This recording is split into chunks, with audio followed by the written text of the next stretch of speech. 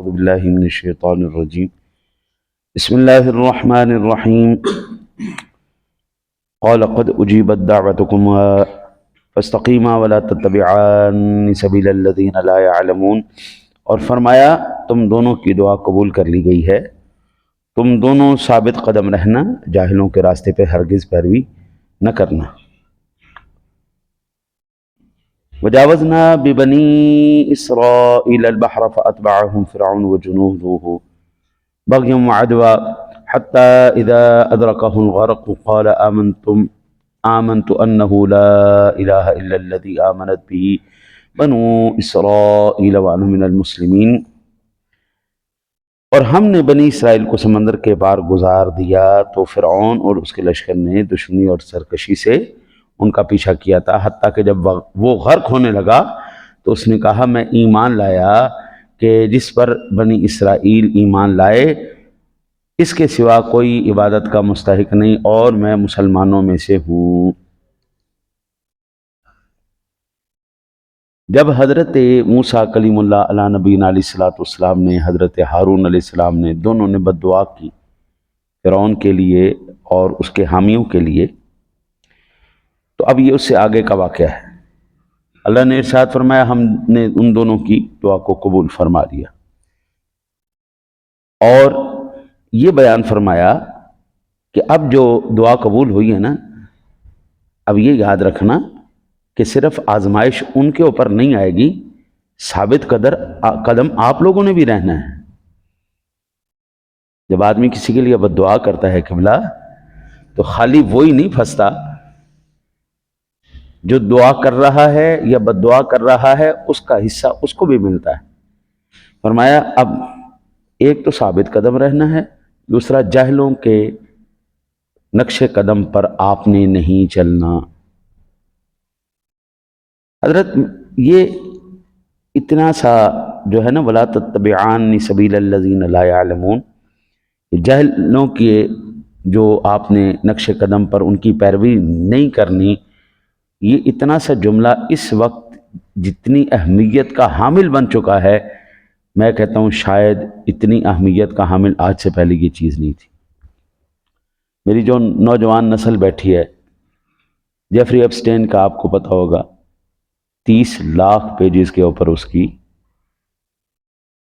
جو ریسرچ سامنے آئی ہے، اور یہ کوئی پھرلو قسم کے ادارے نے نہیں، یہ امریکہ کے سپریم کورٹ کے اندر چلنے والے کیس کی وہ پوری رویداد ہے، جو ایک مخصوص حد تک ایک نیو نارمل کریٹ کرنے کے لیے اس کو اوپن کیا گیا۔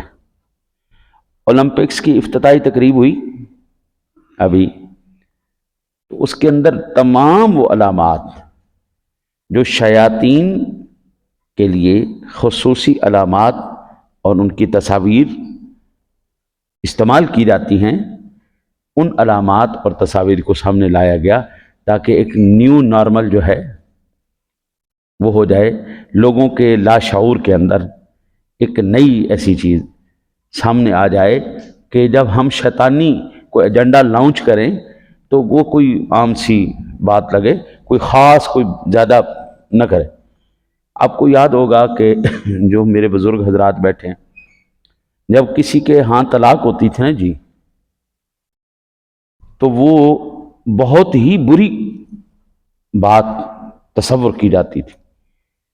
ہمارے بڑے اس بات کو انتہائی، یہ الفاظ میں نے خود سنے ہوئے، میری بہنیں جب رخصت ہونے لگیں تو میری ماں نے میری 9 کی 9 بہنوں کو یہ کہا تھا، پتر جس گھر تو جا رہی ہے نا، ہن اتھو تیری لاش ہونی چاہیے۔ یہ الفاظ ہم نے سنے تھے۔ ڈراموں کے اندر طلاقوں کو دکھا دکھا دکھا دکھا دکھا دکھا کر اتنا نارمل کر دیا گیا ہے کہ اب جو ہے طلاق کی بات کرنا یا طلاق ہونا بڑا ایک نارمل سی بات ہو چکی ہے، کوئی بات نہیں، طلاق ہوگی تو خیر۔ صرف ایک طلاق کا ایسا وہ ہوتا تھا کہ اے ہونا سی تلاقی کڑی لئیے، سی نہیں تلاقی کڑی دا رشتہ لینا، اسی نہیں لینا۔ ساری زندگی وہ ایک ایسا لگ جاتا تھا داغ لگ جاتا تھا کہ مرنا عورت پسند کرتی تھی لیکن طلاق لینا پسند نہیں کرتی تھی۔ ڈراموں نے، فلموں نے، یہ ان بے راہ رویوں نے اتنا نارمل کر دیا۔ اب جو نیا نارمل ہونے جا رہا ہے، شیطان کی پوجا، بے راہ روی، بدفعلی، ہوس پرستی، جنس پرستی، LGBT، ہاں جی۔ اب آپ اندازہ کریں کہ اسلامی جمہوریہ پاکستان کے اندر ایسا قانون پیش کرنا پاس ہونے کے لیے کہ اب آپ کی اپنی مرضی ہے کہ آپ اندر سے اپنے آپ کو کیا محسوس کرتے ہیں۔ آپ لڑکی ہیں، اب لڑکا ہے، جو آپ محسوس کرتے ہیں وہ آپ فل اپ کر دیجیے۔ یہ چیزیں، اور بالخصوص بغیر شادی کے بچے پیدا کرنا۔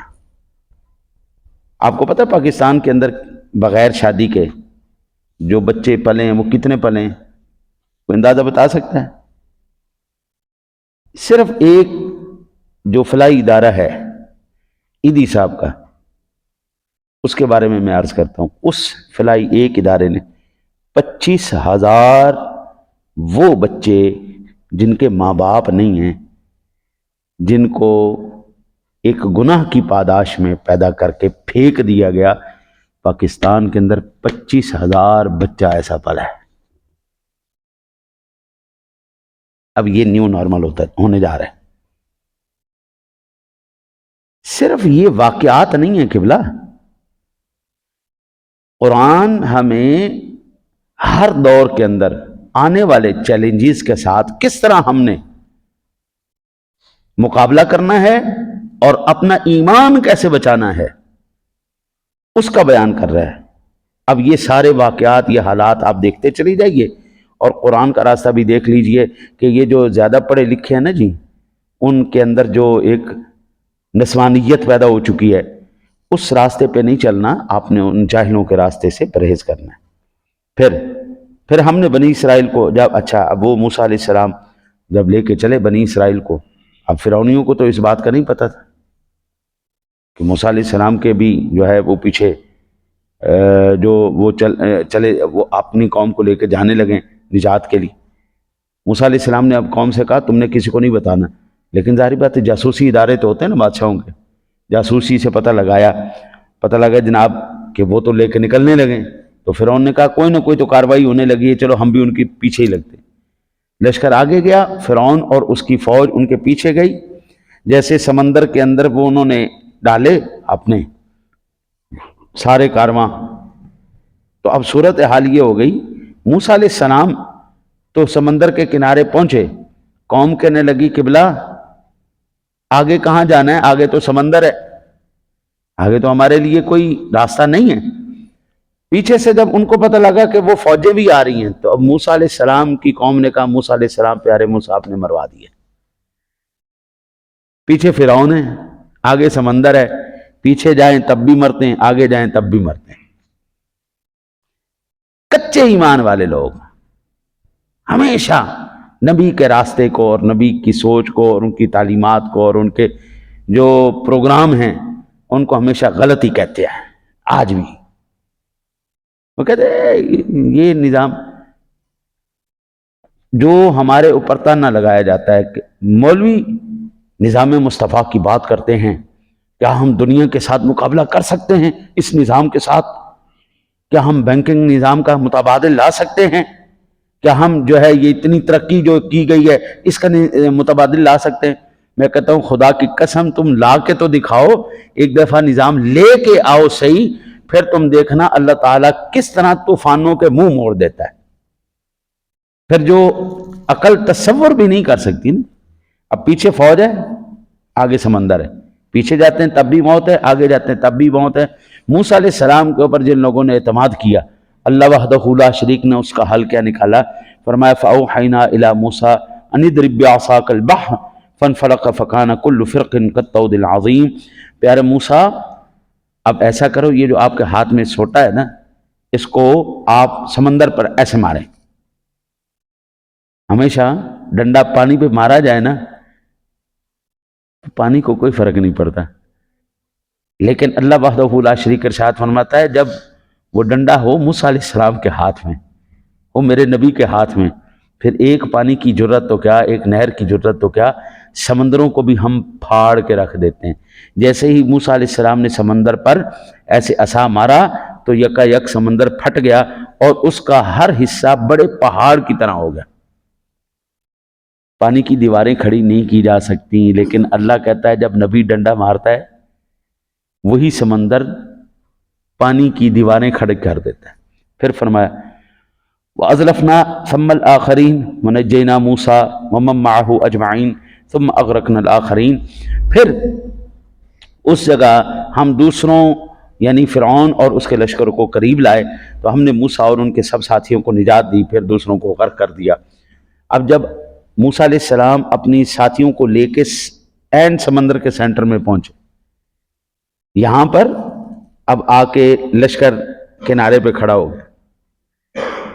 اب فرعون کہے چلو اگے، فرعون کہے چلو اگے، ساری قوم کہے حضور جان دے وہ سمندر کے درمیان میں ہے، پانی کی دیواریں کھڑی ہوئی ہیں، کہیں ایسا نہ ہو کہ ہم بیچ میں جا کے غرق ہو جائیں۔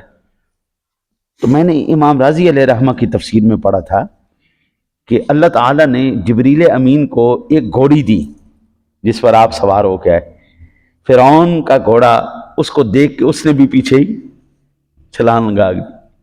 جب بادشاہ سلامت آگے ہو گئے تو قوم نے کہا ہم بھی پیچھے ہی ہیں۔ اب وہ جناب پیچھے گئے، انہوں نے لگائی چھلانگ لگائی تو اب جناب جیسے ہی وہ سینٹر میں پہنچے اللہ نے موسیٰ علیہ السلام اور ان کی قوم کو آگے نکال دیا۔ اب حکم ہوا کہ جناب آپس میں مل جاؤ۔ وہی بات جس کا خطرہ اس کو تھا، جس کا خطرہ تھا اس کو قوم کو کہ ہم اگر درمیان میں پہنچے تو ہم بیڑا غرق ہو جائے گا، اور جیسے ہی وہ آنے لگا فوراً جناب وہ بول اٹھا کہ جناب آمنت بہ بنو اسرائیل وانا من المسلمین، او جناب میں ایمان لایا اس پر جس پر بنی اسرائیل ایمان لائے۔ فرعون اب چیخا میں ایمان لایا اس پر، میں ایمان لایا اس پر جو بنی اسرائیل جس کو پوجتے ہیں، میں اس خدا پر ایمان، میں مسلمان ہوں، انا من المسلمین، او میں مسلمان ہوں، میں مسلمان ہوں، میں مسلمان۔ بھائی جان آپ کے کہنے سے مسلمان آپ نہیں ہو سکتے، آپ جتنا مرضی کہتے ہیں میں مسلمان ہوں جی میں مسلمان، او مولویاں دا اپنا دین ہے، اسی مسلمان پکے خاندانی مسلمان، ساڑھے پیو دادے بھی مسلمان کہتے رہو مسلمان میں مسلمان ہوں، وہ تو فرعون بھی کہتا تھا۔ حضرت چند چیزوں میں کوئی مسلکی جنگ نہیں، جھوٹ بولنے میں کوئی مسلکی جنگ نہیں، اللہ تعالیٰ کے فرامین کا دھجیاں بکھیرنے میں کوئی مسلکی جنگ نہیں، داڑھی مونڈنے میں کوئی مسلکی جنگ نہیں۔ وہ سنی بھی کر رہا ہے، وہ دیوبندی بھی کر رہا ہے، وہ اہل حدیث بھی کر رہا ہے، وہ شیعہ بھی کر رہا ہے، وہ قادیانی بھی کر رہا ہے، وہ مسلمان بھی کر رہا ہے، وہ کافر بھی کر رہا ہے، وہ ہندو بھی کر رہا ہے، وہ سکھ بھی کر رہا ہے، سارے ہی ہیں، اور پھر کہہ بھی اپنے آپ کو مسلمان رہے تو کہتے رہو، آپ کے کہنے سے کوئی فرق نہیں پڑنا۔ اللہ اور اس کے رسول نے ایک پیمانے مقرر کر دیے۔ حضرت سیدنا فاروق اعظم رضی اللہ تعالیٰ عنہ کی ذات گرامی آئے، عرض کی یا رسول اللہ میں آپ سے بڑی پیار کرتا ہوں، بڑی محبت کرتا ہوں، لیکن اپنے ماں باپ سے اور اپنی جان سے کم کرتا ہوں۔ مجھے سب سے پہلے میرے ماں باپ ہیں، پھر میری جان ہے، پھر آپ ہیں جناب۔ آقا جی علیہ السلام نے فرمایا ابھی تو مسلمان نہیں ہوا۔ یا رسول اللہ کیوں؟ فرمایا تو محبت کے اس معیار پہ پہنچے ہی نہیں جہاں جو ایمان کا تقاضا ہے، وہاں پر ابھی تو پہنچے ہی نہیں۔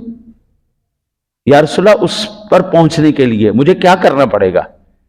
فرمایا لا یؤمن احدکم حتی اکون احب الیہ من والدہ وولدہ والناس اجمعین۔ اگر تو یہ چاہتا ہے کہ تو کامل مومن بن جائے تو پھر کائنات کی ہر شے سے بڑھ کے، تیرے ماں باپ سے بڑھ کے، تیری جان سے بڑھ کے، جب تک تو مجھ سے محبت نہیں کر لے گا تو مومن نہیں ہو سکتا۔ عرض کی یا رسول اللہ صلی اللہ علیہ وسلم بس آج کے بعد کائنات میں کوئی مجھے پیارا نہیں، سب سے زیادہ اگر پیارے ہیں تو آپ مجھے پیارے۔ فرمایا ہاں اب تو مومن ہوا، اب مومن ہوا۔ اگر فاروق اعظم